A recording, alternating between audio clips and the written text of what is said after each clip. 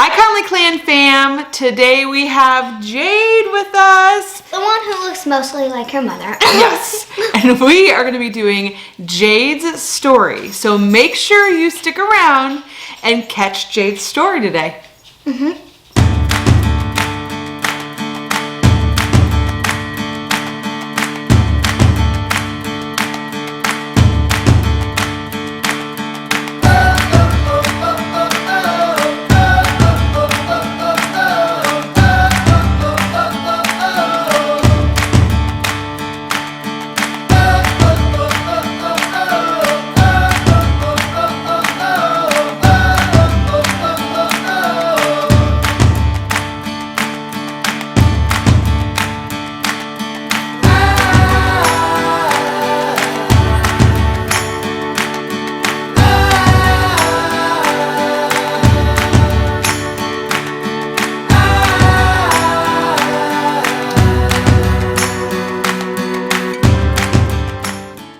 All right, so Jade, why don't we start at the beginning of your story?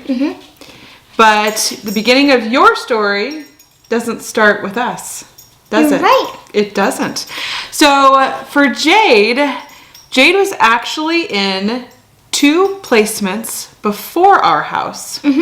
But let's start at the very beginning and talk about how you came into foster care. And you were super little. So you probably don't really remember a whole lot. Yeah. Because you were only 2 years old when you were removed. Right? Yeah.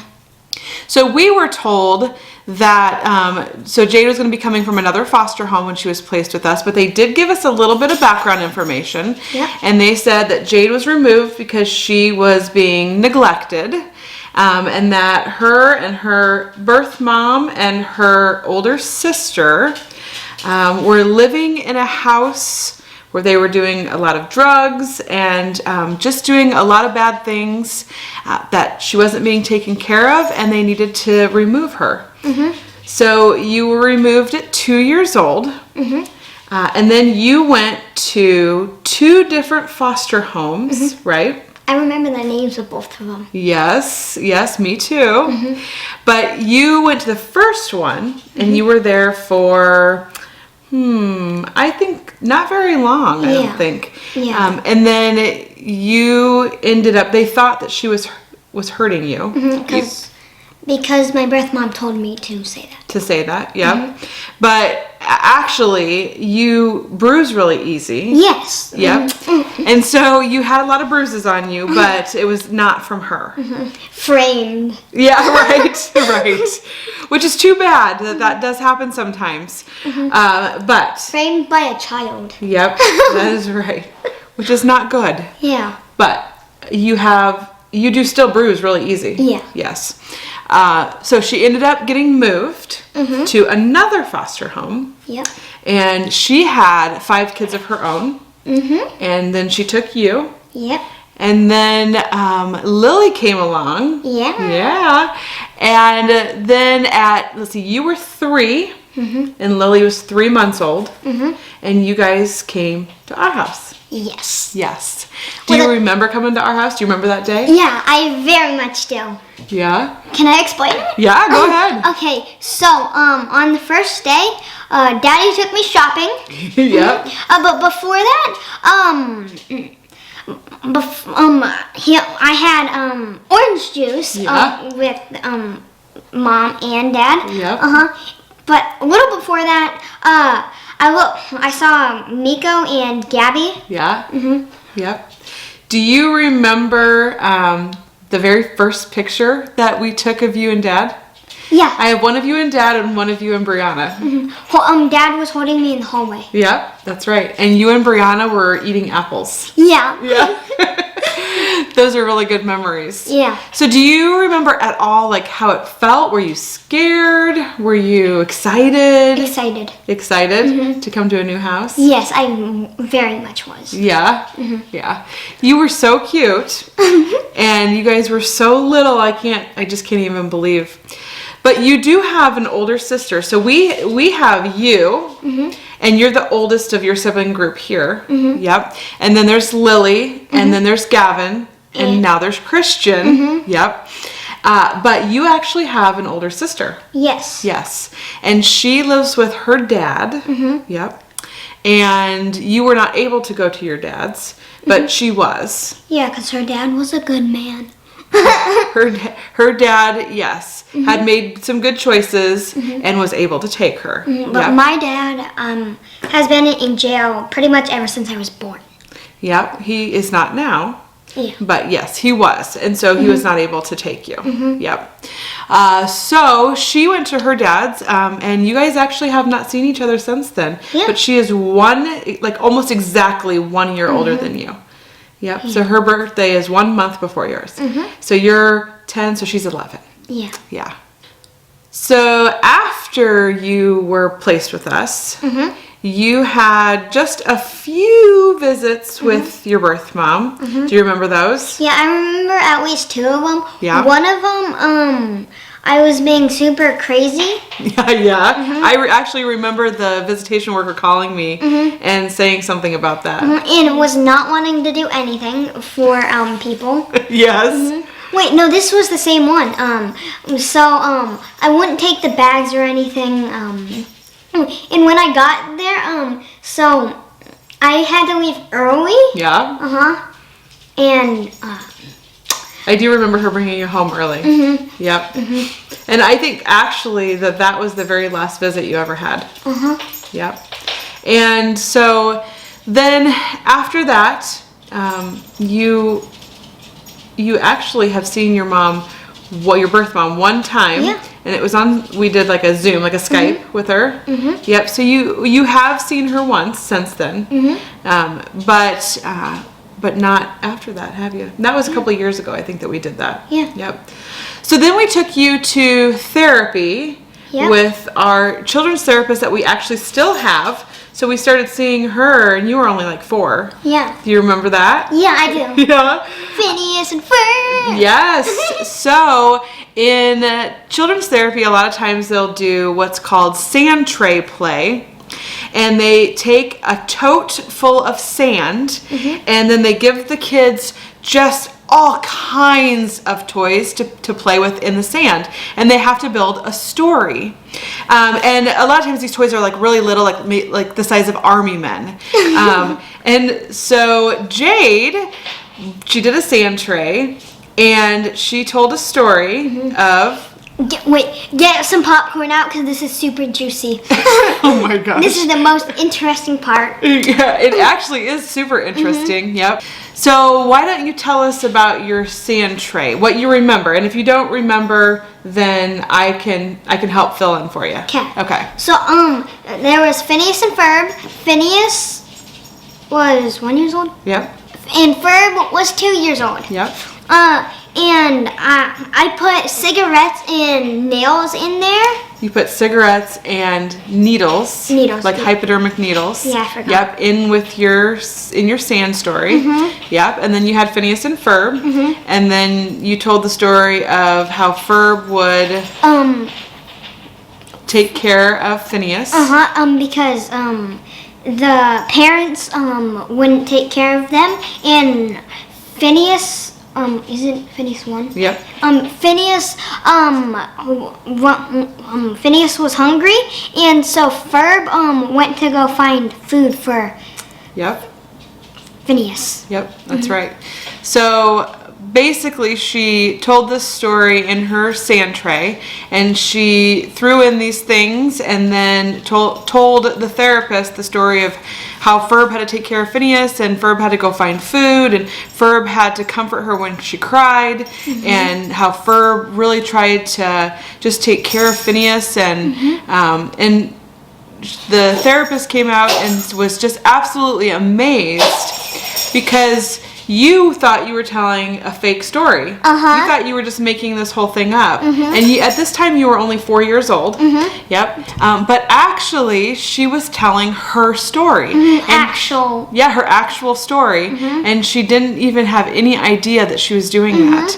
But yeah, a sand tray is so cool, I feel like, for kids, because it really helps them get their thoughts out. And that really helped with her trauma work. One of the other things about Jade's story is that when they were placed with us, we were told that there was a couple that was befriending her birth mom, and they believed that this couple was actually trying to traffic Jade, so trying to befriend her mom so they could take Jade and then traffic her, which is super scary.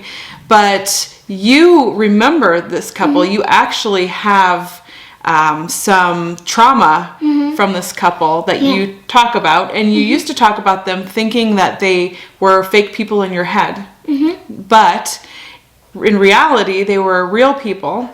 And so as we worked through your trauma, we found that out.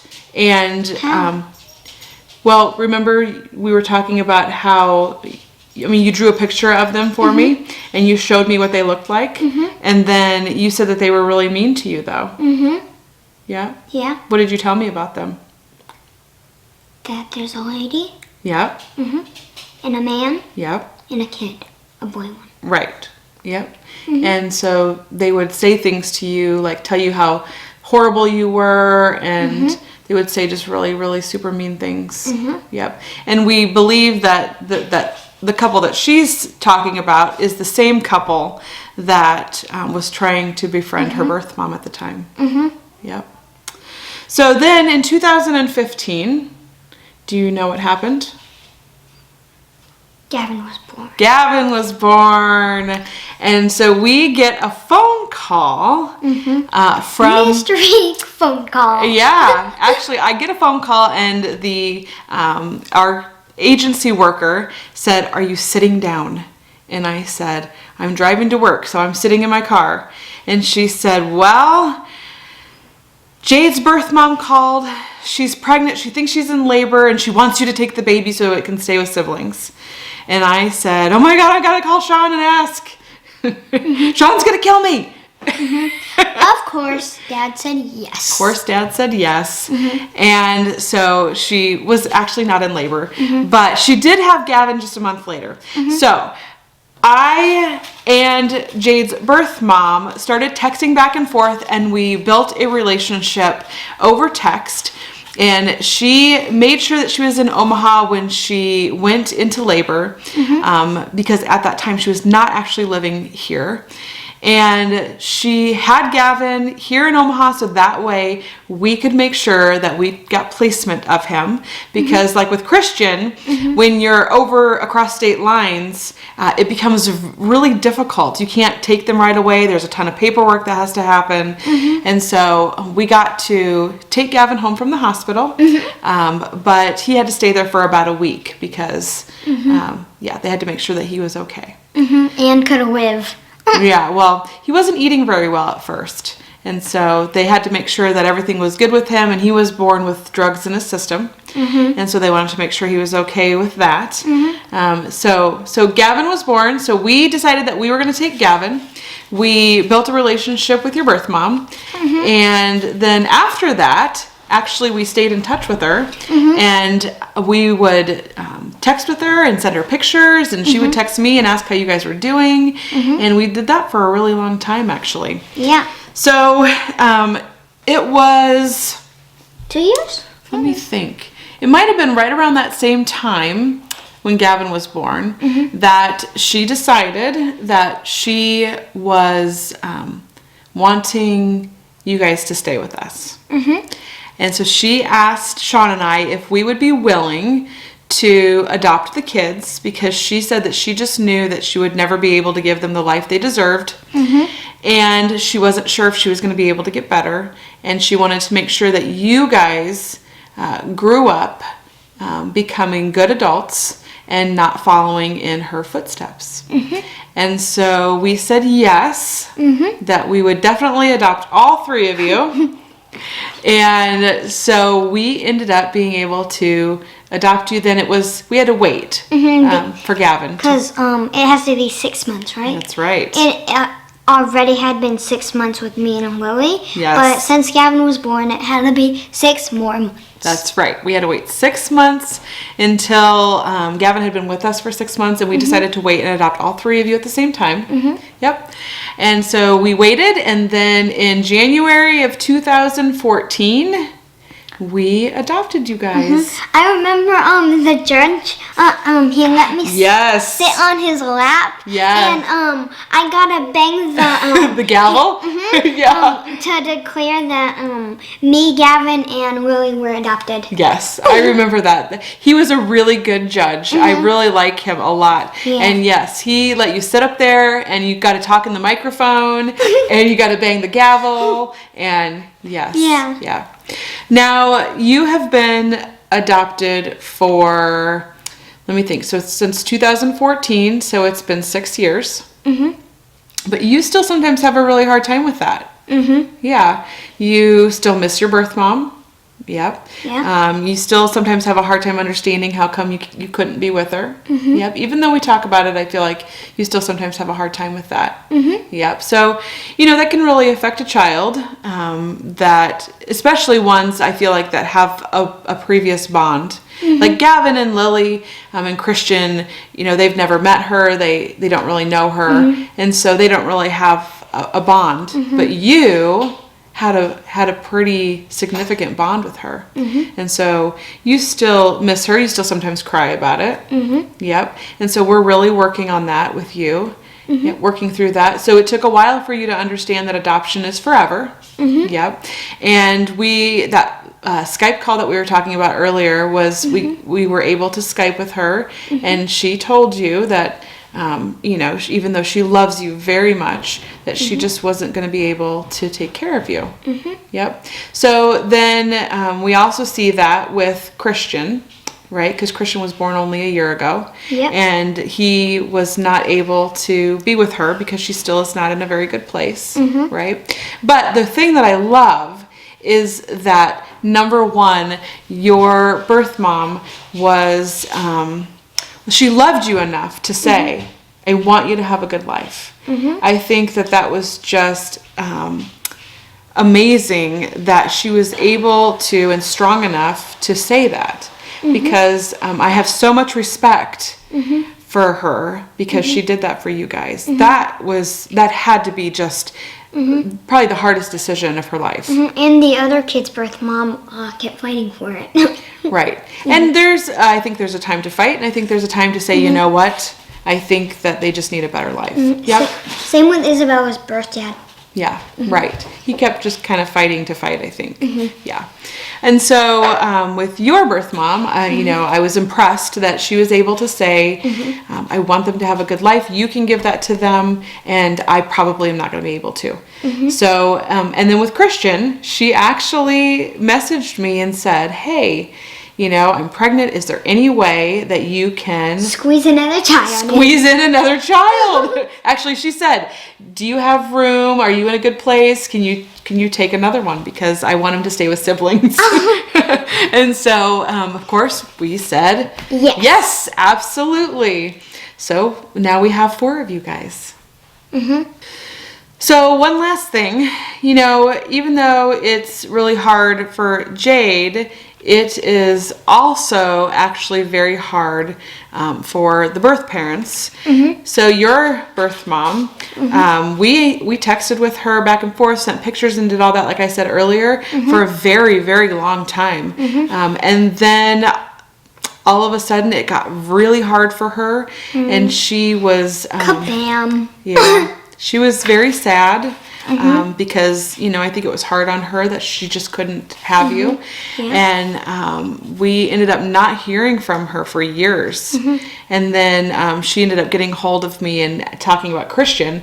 But now, instead, I used to reach out to her. If I hadn't heard from her in 2 months, I would reach out. And I reached out to her one time, and she never got back to me. And then she just said, you know what, it's just too hard for me. I can't have contact anymore because it's just too hard. And so we stopped having contact. But who do we still talk to? Oh, my grandma. Grandma Marilyn. Yep, Grandma Marilyn. We talk to Grandma Marilyn at least once a month. Sometimes we'll talk to her more than that. But she is your biological grandma. Yep, she is your birth mom's grandma. So Grandma Marilyn's actually your great grandma. Yes, but we talk to her quite a bit, and she actually does stay in contact with your mom, so we know that she's doing okay. Not great, but she's doing okay. Okay guys, so that is it for Jade's story today. If you haven't subscribed to our channel, make sure you subscribe to catch more videos like this one. The other kids are super excited. They have all been coming to me and asking if they can tell their stories too. And so we will have those coming up here in the near future.